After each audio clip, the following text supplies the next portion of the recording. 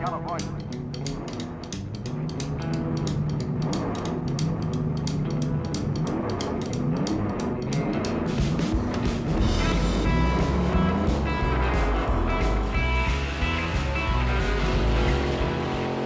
Everybody, welcome back to the Scaretta Collective. If this is your first time stumbling upon the channel, then I take it that you want to learn how to do a rusty model build or a patina model build on a budget. In that case, this is the right video for you. Let's go ahead and get on into it. So the first thing you're going to want to do is get your car or truck or whatever vehicle you want to give it that rustic patina rusty look. You want to give it this reddish brown, rust brown base coat. Now you'll notice my vehicle looks a little bit different than yours probably would. And that is because this vehicle, this truck, was painted and stripped before I got it. So it does have a little bit of remnants under my rust coat. And that kind of aids in the texture factor of my rust. So I could have went with a prime and then a nice color and probably would have had a nice paint job regardless of it being painted and stripped previously, but I figured I want to go with that rusty drag truck vibe, so that's why this one is a perfect candidate for my build and this tutorial video. So here you can see how the truck was painted and then stripped, and it wasn't stripped all the way, but it was stripped previously. Probably could have used a little bit more time in the stripper, but that's what we had to start with when it came to this build. So you can see there has that undercoat there.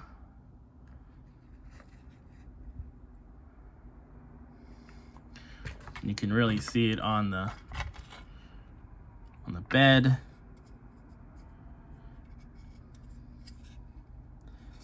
So this is the tailgate area. I already glued it to the bed itself. There's supposed to be latches here, but I figured it's supposed to be a drag truck, so maybe they welded that shut so it wouldn't open while they're going down the track. But there you can see more of that textured look. It's just the old paint underneath. And you can see I missed some spots here along the fenders, painting it with that rust brown color, but that's okay. Not too worried about that. You can just use that as a non-rust spot, or you can make it a rust spot as well with your texturing. So what I used to get my rust coat was I mixed my own colors. I used 2 different lacquer paints. These are Gravity Color USA. They are no longer in business in the US anymore, so it is just Gravity Colors. I believe they are based out of Brazil, but I got these off of somebody that had them before, and I bought a whole bunch of their stuff. So this is cobalt red leather interior and coffee brown leather interior, 2 interior colors that I used for an outer base coat. So here you can see the red, and this is already kind of a good red for a patina kind of build. Could be like red primer. But I mixed some of this coffee brown in there. Not too much, but you can kind of see what that looks like. That's already kind of a good rusty brown color. It's kind of dark though, but I mixed them too. I don't have any measurements, but you can use any kind of paint you want. You can use craft paint or any kind of other airbrush paint that you use. Some key things to take away before we start with this process is you want to make sure that your model that has your rust color on it is clear coated. You want to make sure that it has some sort of clear. It doesn't really matter if it's gloss or a matte clear. You just need to make sure that it is clear. Obviously, if you're using a water soluble paint like airbrush paint that's water soluble, it's probably not going to be best. I would use some sort of enamel or even a lacquer, because we are going to be getting the model wet, to remove the glue, which we'll talk about later. But make sure that you clear your model before you apply any glue or top coat paint.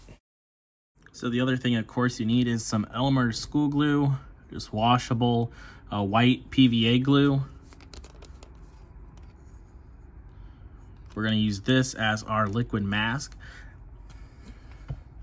Then I have a makeup sponge. I tore some holes in to kind of create some texture. If you have like a more coarse sponge or more coarse material to use to kind of dab it on to make different rust texture, then you can go ahead and use that. I also have this other makeup sponge that I haven't washed out yet. It has some paint that's dried to it. And then to get the large areas of rust, I'm going to use a paintbrush, probably more like on the top of the cab. So the good thing when it comes to making a rusty or patina build is rust doesn't form anywhere the same. So it's just natural, and with nature it can happen anyway. So what you want to do is you can either look up a reference, like on Google, look up whatever model you have. In this instance, it's a 53 Ford, so you can type in 53 Ford's rust and kind of use what pictures are on there to kind of guide your rusting journey. Or you can just freehand it and just go from the sole and use what you want. So you might be asking yourself, what are the benefits of using Elmer's white PVA glue as a liquid mask versus other products aimed towards the hobbyist to do liquid masking? And the first thing is price. Some liquid masking products can cost $12, and I seen something that was even $30. I don't know how big the bottle was, but it was $31.99. Pro Line liquid mask, I think is what it was called, from some hobby shop. And yes, Hobby Lobby carries a mask, and I think it is $13. But I know a lot of you don't have Hobby Lobbies nearby you, and the time it takes to maybe drive an hour to a Hobby Lobby, or maybe your local hobby shop ran out of it. And then the other thing is ordering online. It takes a while to get in. This you can get, glue at the dollar store, Dollar General, Dollar Tree, Walmart, 50 cents, $1, and you have some liquid mask that can take you a long way and still get those results that you're looking for. So that's just my take on things. It's cheap, easy to get, and it might be easy for you to get, a little bit easier to get than hobby grade liquid mask, and this works just as good. What you're going to want to do is get your sponge. Like I said, you can use any sponge, especially if it's a coarse sponge or something hard. And what I did was I just put some glue on a cutting mat, and I'm dipping the sponge into it so you guys know that it is glue. There's the glue. So I'm not using any hobby grade liquid mask. And here it is on the sponge. There's a good clear shot of it. Now you do want it to be kind of thick. You don't need a whole lot on there, but you're gonna want to kind of build this up and have it be kind of thick on here. So I'm gonna want some rust on the fender here when it comes to the bed. So you just kind of want to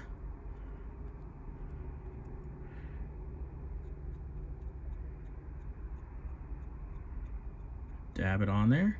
Now this is gonna probably be one large area of rust, and then we'll try with some of these holes on this sponge. Hopefully it'll give us that little pitted look. There we go. I did some digging and found an old more coarse sponge and cut a piece off of it. So This has holes in it. Might give you a little bit of a different texture maybe. But you just want something that is coarse. And you can kind of see it's already kind of leaving a different look. So you can kind of see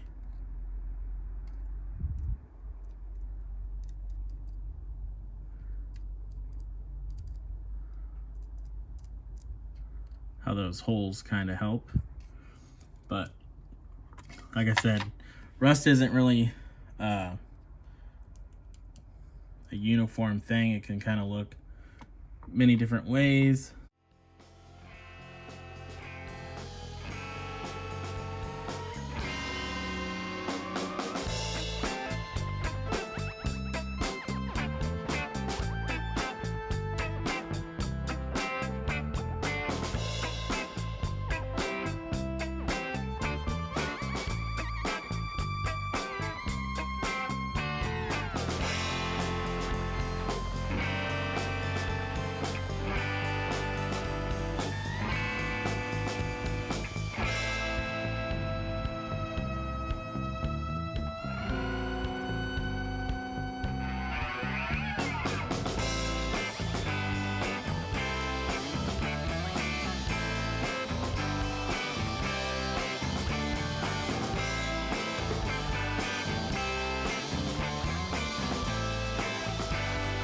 So when it's fresh, it will start to look like this, coarse white. And then as you work in more areas, it will start to, you can kind of see it's glossing up and drying. But of course, once it's ready to paint, it'll be completely dry like this. So you're gonna wanna wait for it to be completely dry. Maybe wait a couple hours. You don't want it to be tacky at all. And then you can apply your final top coat for your color. So as I mentioned, as you're working on it, it does start to dry, and of course it's clear when it dries. So you want to make sure that you have good lighting. That way you know exactly where you're putting your rust, because you might not be able to see it if you're working in a dimly lit area.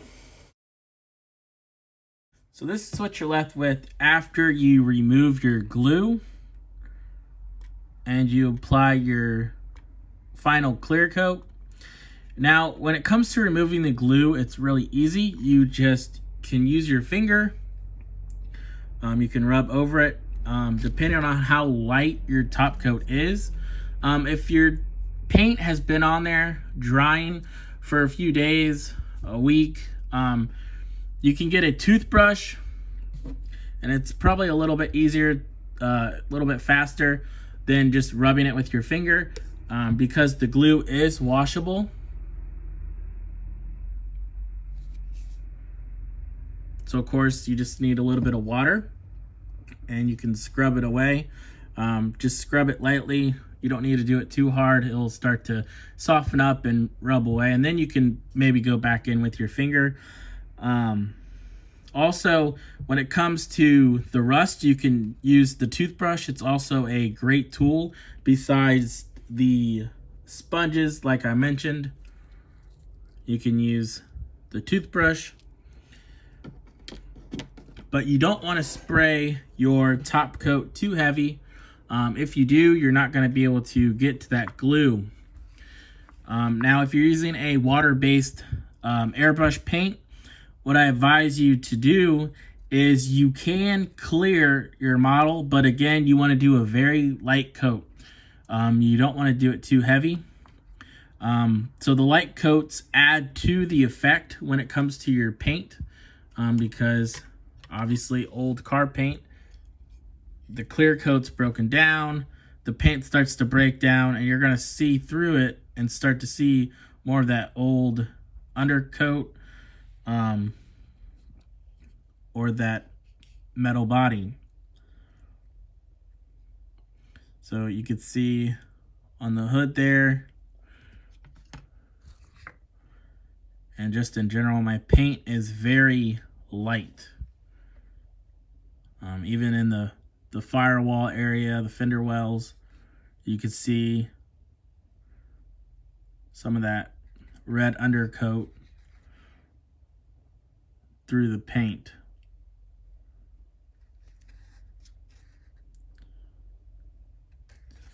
So you can use a enamel or lacquer paint for your final top coat, but do it very light. You can use a water-based airbrush paint, but I do recommend you to clear it and wait a little bit. Again, you want to do a light coat. Now, if you are using a water-based airbrush paint, some of your color is going to come out in your water. So here's the blue. So I used the water-based paint, Mission Models paint. Right here's the color I used. And there it says water-based scale model matte finish airbrush colors. And this was the iridescent duck teal. And this is Mission Models paints. So there we have it. That's what you get when you use Elmer's school glue as your paint mask for your patina rust builds. So like I mentioned earlier, it works just as good as the liquid mask intended for the scale model hobby, but this is a lot cheaper and it might be easier for you to get.